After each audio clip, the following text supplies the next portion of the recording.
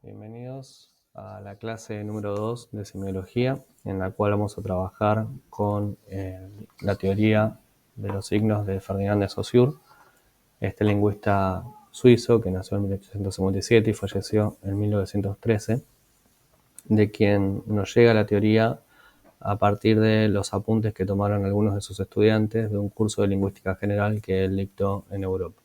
Bien, adentrándonos ya en los conceptos claves de Saussure, vamos a comenzar por lo que es su punto de partida, que vendría a ser el curso de Lingüística General, este libro que yo les comentaba anteriormente, que se publica en 1916 y que se convierte en el origen de la lingüística moderna. Y en ese sentido podemos pensar en los estudios previos que se estaban dando en esta disciplina, previos a los conceptos de Saussure, ¿no? Y podremos pensar, por ejemplo, en la lingüística histórica o la gramática histórica, donde lo que se buscaba era el origen, ¿no?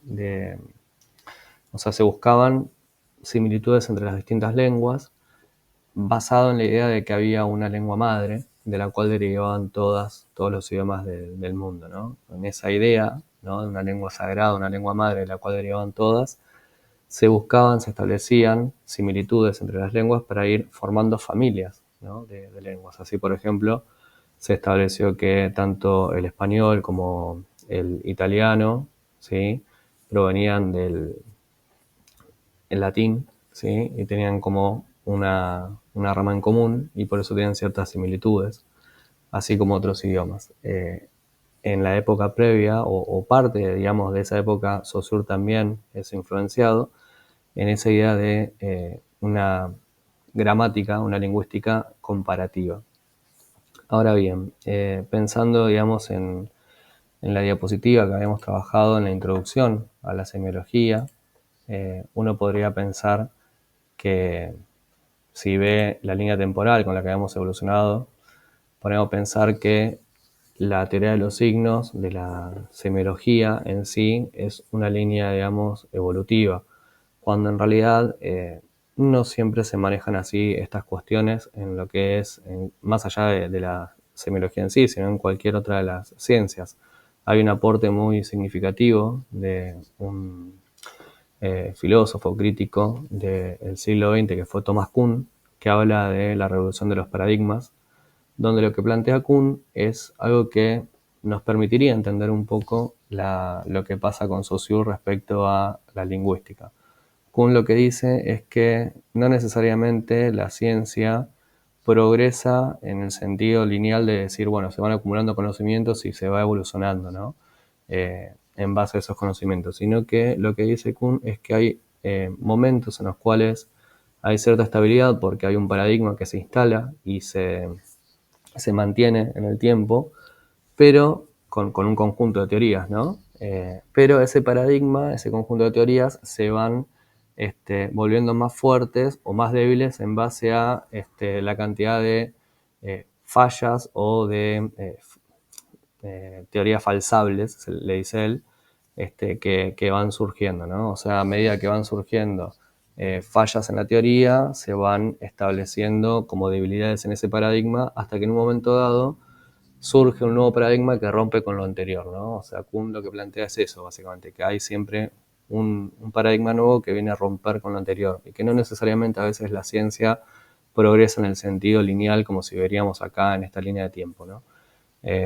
Con Saussure pasa un poco esto, porque si bien Saussure retoma en sus conceptos teóricos parte de lo que se viene trabajando o se venía reflexionando en la antigua Grecia, en el Imperio Romano, la discusión entre racionalismo y empirismo o la lingüística histórica, la teoría saussuriana puede pensarse como una revolución paradigmática en términos de Kuhn, ¿no?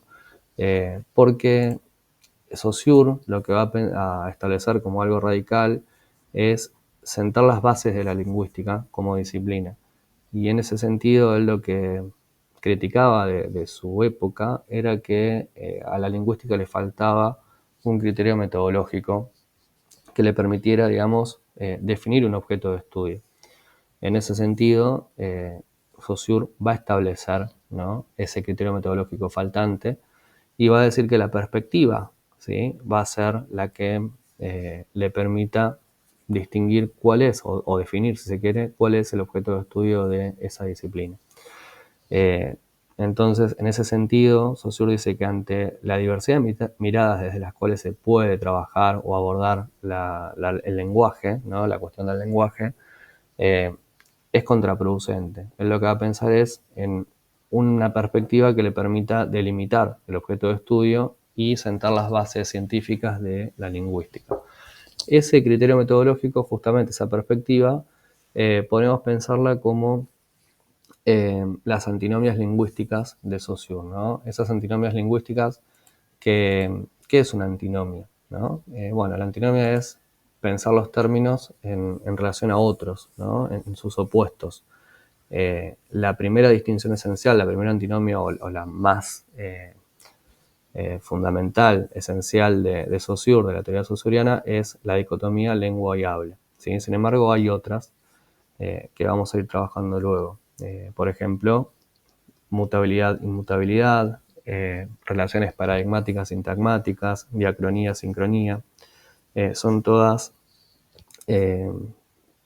dicotomías, ¿sí? Antinomias basadas en esta perspectiva de distinguir lo que se puede estudiar desde la lingüística como algo estable, estructural, de lo que no se puede estudiar porque excede a los límites de lo que sería la disciplina científica. En ese sentido, Saussure va a dejar de lado lo que es el habla. Va a decir que el lenguaje es un objeto doble, ¿sí? El número dual es muy importante para Saussure, por esto justamente de las antinomias, de las dicotomías, y él va a decir que el habla es un acto individual, voluntario, es heterogéneo y por lo tanto no es factible de ser estudiado en una disciplina científica como la que él propone. Esto después lo vamos a revisar más adelante en clases posteriores con la idea de Bakhtin, que quizás es el primero en que empieza a trabajar esta cuestión de que, bueno, sí se puede hacer teoría sobre el habla, ¿no? Sobre esa otra parte del lenguaje. Sin embargo, con Saussure no llegamos a eso. O sea, Saussure se centra en lo que es la lengua y en ese sentido va a establecer una serie de conceptos en base a el sistema de la lengua, ¿no? Y yo creo que ahí está una de los primeros aportes radicales respecto de los estudios anteriores, ¿no? Porque Saussure va a plantear que la lengua es un sistema de signos, ¿no? Y que tiene ciertas reglas y que al ser homogéneo puede ser estudiado. Bien, pensando en eso, en el objeto de estudio, Saussure establece ciertos principios del signo lingüístico. Antes de ir en este sentido a este concepto del signo lingüístico, que es lo que nos va a llevar más tiempo en esta clase, me gustaría hacer un breve comentario sobre lo que es la semiología de la lingüística, dado que Saussure va a sentar las bases de lo que sería una ciencia general de los signos, tomando el término semeion, que significa signo en griego, y que él va a definir como semiología. Pero el aporte de la semiología de Saussure va a ser básicamente eso, la idea de que falta, según desde su perspectiva, una ciencia que estudie los signos en el seno de la vida social.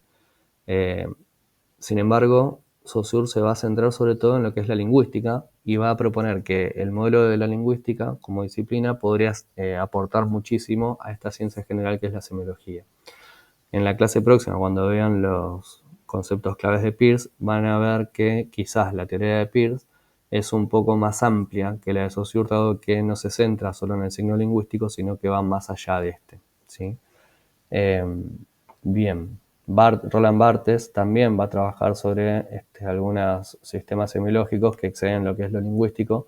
Sin embargo, va a coincidir con Saussure en esta idea de que la lingüística es el sistema semiológico por excelencia.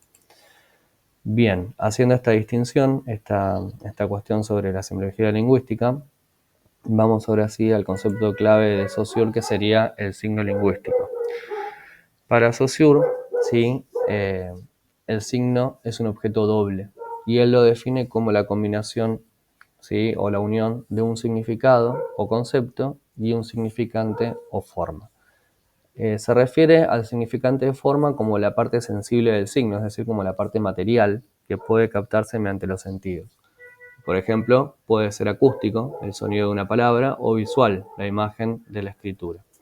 En ese sentido, podemos trabajar el significante como el objeto o la parte material sensible del signo, ¿sí? Cuando veamos la semana que viene la teoría sobre Peirce, van a ver que hay cierta similitud con lo que él plantea como representamen. Por otro lado, la otra cara del signo es el significado o concepto para Saussure, que es la parte abstracta o inmaterial del signo, ¿sí? Es decir, lo que el significante genera en nuestra mente. Saussure sostiene entonces que el signo es una unidad lingüística compuesta por dos caras, ¿sí? Y cita el ejemplo de la palabra árbol para esquematizar esta noción.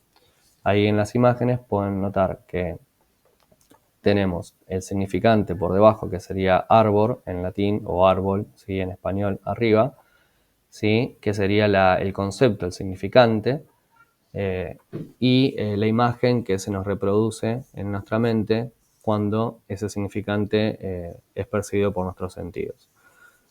Una cosa interesante, importante de Saussure es que estos signos están dentro de un sistema, esto que yo les decía previamente. ¿Y qué quiere decir eso? Bueno, que cada valor dentro de ese sistema se define en relación al otro, ¿sí? O sea, su valor es ser lo que no es el otro término, ¿no? Entonces, en ese sistema cerrado de valores opuestos, la cuestión de la relación es muy importante, ¿sí? Esto va a implicar otra ruptura epistemológica en el sentido de Saussure respecto a los estudios previos, dado que antes se pensaba la lengua como nomenclatura, es decir, cuando hablábamos de la arbitrariedad, por ejemplo, en el texto de Platón, del Crátilo, la arbitrariedad estaba planteada en que el lenguaje era una convención, ¿sí? Que lo que hacía era establecer esa convención, qué nombres le asignábamos a los objetos, pero la relación era entre nombre y objeto. En este caso, para Saussure, la arbitrariedad va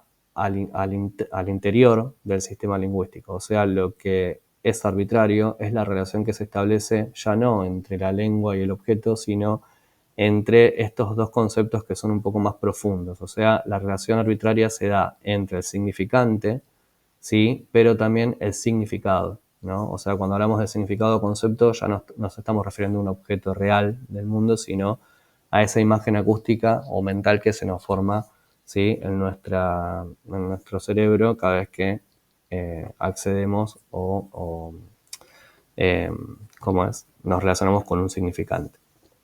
Bien.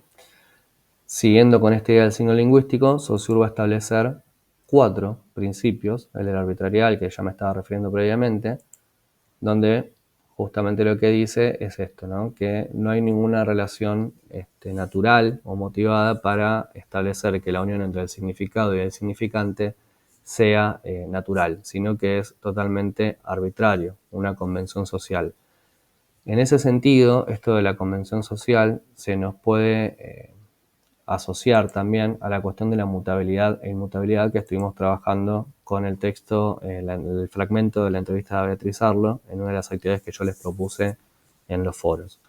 ¿Por qué? Porque Saussure lo que va a plantear es que el sistema lingüístico tiende a la conservación, y en ese sentido el principio de la inmutabilidad se refleja en la resistencia que propone el sistema lingüístico a los cambios, ¿no? Por ejemplo, en el lenguaje inclusivo, Sarlo decía que es muy difícil cambiar la forma de referirnos, ¿sí? a las personas y salir de ese lenguaje binario del masculino-femenino, ¿sí? Ella hacía referencia a que es difícil hacerlo. Sin embargo, sucede, ¿no? Lo que está reflejando ahí es la cuestión de las luchas de poder que se dan en el seno de la construcción del lenguaje. Porque que se haya establecido el masculino como plural, ¿no? en el lenguaje deviene de una sociedad estructurada patriarcalmente.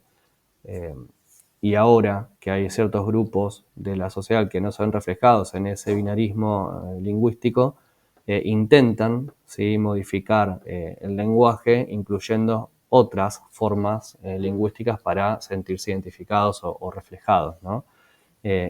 En definitiva, es una cuestión de poder lo de la lengua.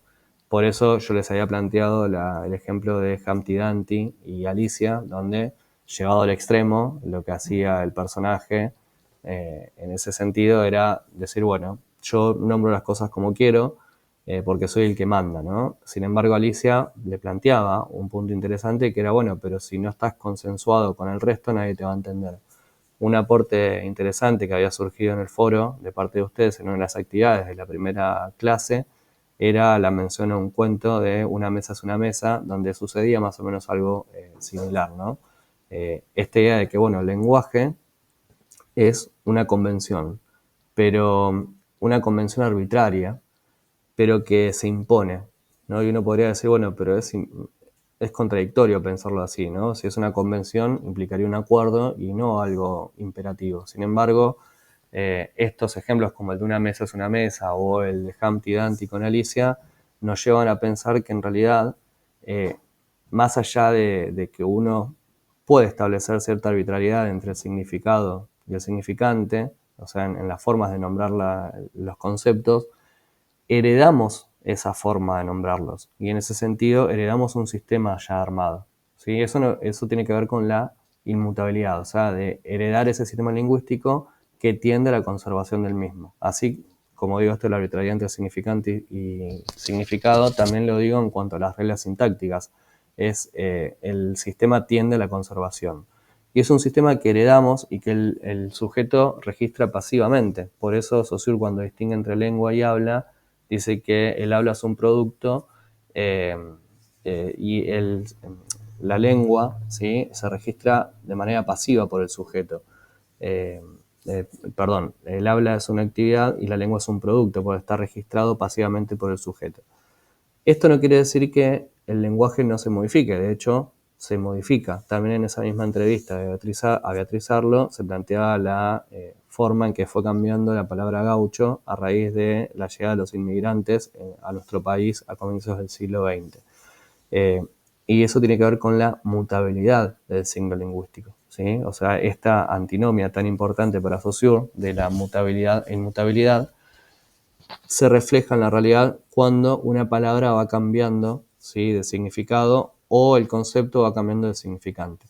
Por ejemplo, en la palabra gaucho de Beatriz Arlo sucedía esto, ¿no?, que el significante es el mismo, o sea, la palabra gaucho es la misma, pero cambia el concepto o la imagen acústica que viene a nuestra mente, ¿sí? Con la palabra mito pasa algo similar. La palabra mito surge en un contexto religioso, sagrado, donde se lo asocia a la verdad, mientras que con el paso del tiempo ese mismo significante se fue, digamos, al otro extremo del concepto lingüístico y ahora uno puede usar la palabra mito en el sentido de algo falso o algo que no es necesariamente sagrado. Por ejemplo, cuando uno escucha la expresión, pero eso es un mito, bueno, estamos usando la acepción en ese sentido de no eso es algo sagrado, sino eso es algo que no es verdadero, ¿sí? Entonces fíjense cómo ahí mutó el signo lingüístico a lo largo del tiempo. Bien. Por otro lado, otro de los principios importantes del signo lingüístico es la linealidad del significante, que habían surgido algunas dudas en los foros que me parecía interesante trabajar en este material audiovisual. El significante, al ser de naturaleza auditiva, va a desarrollarse linealmente en el tiempo en una sola dirección. O sea, representa una extensión, ¿sí? Entonces yo para enunciar la palabra mujer, por ejemplo, tengo que enunciar primero la M, luego la U, luego la J, luego la E y luego la R. Eso implica que no voy a enunciar simultáneamente todas las letras, sino que va a ser sucesivamente, ¿sí? A eso se asocia la linealidad del signo lingüístico para Saussure. Esa linealidad también la podemos pensar cuando veamos ahora las relaciones sintagmáticas y paradigmáticas, en el otro ejemplo, en el otro principio lingüístico, que es justamente que en una oración los elementos van, ¿sí?, encadenados de manera sucesiva. ¿Sí? No puedo decir todos al mismo tiempo, ni escribirlos al mismo tiempo a todos, ni decirlos al mismo tiempo a todos los signos, ¿sí? Esto tiene que ver con esa naturaleza auditiva o gráfica del signo lingüístico. ¿Pasa lo mismo en otros tipos de signos? Claramente no. Por ejemplo, en el signo gráfico, en la imagen, ¿sí? Podemos tener conceptos simultáneos en la misma imagen. Lo estamos viendo acá en la obra del pintor Giorgio da Siena, que simultáneamente presenta, ¿sí? Esta tricotomía de joven, muchacha y anciana, ¿no? O muchacha, mujer, anciana. Yo para enunciarlo con el signo lingüístico tengo que sucesivamente poner primero muchacha, luego mujer, luego anciana. En la imagen tenemos las tres figuras de manera simultánea, ¿sí? Eso como para comparar un poco la idea de la linealidad. El signo lingüístico es lineal por naturaleza. Otros tipos de signos, como pueden ser las imágenes, no lo son. Bien, si vamos a un ejemplo quizás mucho más simple, si alguien les pregunta cómo se llaman y cuántos años tienen, también linealmente lo van a poder enunciar. No van a poder decir las dos cosas al mismo tiempo. Primero van a decir cómo se llaman, ¿sí? Y luego cuántos años tienen, ¿no? O sea, va a ser imposible decir las cosas de manera simultánea. Bien, por último, las relaciones sintagmáticas y paradigmáticas es otro principio importante para Saussure, que en el texto de José Sasbón se explican, ¿no? Dentro de ese sistema lingüístico al que ya me referí, Saussure dice que va a haber relaciones sintagmáticas y relaciones paradigmáticas. Las primeras son las que se dan en presencia, o sea, en la superficie del enunciado, y son las combinaciones, ¿no?, que se establecen. En este caso, por ejemplo, mi perro es hermoso. En ese enunciado, cada signo se relaciona con el anterior y el posterior, ¿sí? Perro, que es un sustantivo, núcleo, masculino y singular, se va a relacionar con mi, ¿sí? Y lo va a determinar, o sea, va a estar mi antes, pero tiene que ser también ese mi masculino singular, ¿sí? Yo voy a tener que decir, si cambio perro por perros, voy a tener que cambiar ese que lo acompaña, ese artículo, ¿sí? Ese pronombre, y va a ser mis, ¿sí? Y si cambio el género y digo perras, voy a decir mis perras, ahí no va a cambiar, ¿sí?, el género en el pronombre posesivo, pero sí va a cambiar, por ejemplo, en el adjetivo que los continúa. En vez de decir hermoso, va a decir hermosas, ¿sí? Y también va a cambiar el verbo. En vez de estar en singular, es, va a decir son, ¿sí? Entonces, ven ahí cómo en la superficie del enunciado, ¿sí?, se establecen esas relaciones sintagmáticas. ¿Cuáles son las relaciones paradigmáticas? Son las que no están, ¿sí?, en esa superficie, no están escritas. Sin embargo, están potencialmente en ese discurso, ¿sí? Y tienen que ver con lo asociativo. O sea, si yo leo o escucho la palabra perro, mi mente puede llevarme a palabras como, por ejemplo, mascota, gato, pájaro, pez, porque se relacionan en cierto sentido con ese otro significante. También, si escucho la palabra hermoso, me pueden llevar a belleza, lindo, ¿sí? En ese sentido, estoy estableciendo relaciones paradigmáticas en cuanto a lo que es el concepto, ¿sí?, en cuanto a lo que es el significado. Pero también puede pasar que la relación paradigmática esté en la forma, ¿sí? Yo escucho la palabra, por ejemplo, hermoso, y la forma, el significante, hermoso, la terminación oso, me remite, por ejemplo, a caprichoso, ¿sí? Y que no tiene nada que ver con ese enunciado sintagmático, pero me llevó por la terminación a pensar en la palabra, ¿sí?, caprichoso o otro tipo que termine en esa sílaba, ¿sí? O sea que ahí tiene que ver con lo potencial, ¿sí?, que puede disparar un enunciado. O sea, yo estoy escuchando, ¿sí?, o estoy leyendo cierta palabra y me puedo remitir, la puedo asociar con otras que están en mi mente, como en ese reservorio mental de palabras que cada hablante tiene. Bueno, en principio, la teoría de Saussure, ¿sí?, ya está explicada con este material audiovisual, más la actividad que hemos trabajado en los foros. Espero que les haya servido estos ejemplos, estas aclaraciones que fui dando a lo largo de este video. Y cualquier cosa, como saben, estoy a disposición en los foros. Muchas gracias.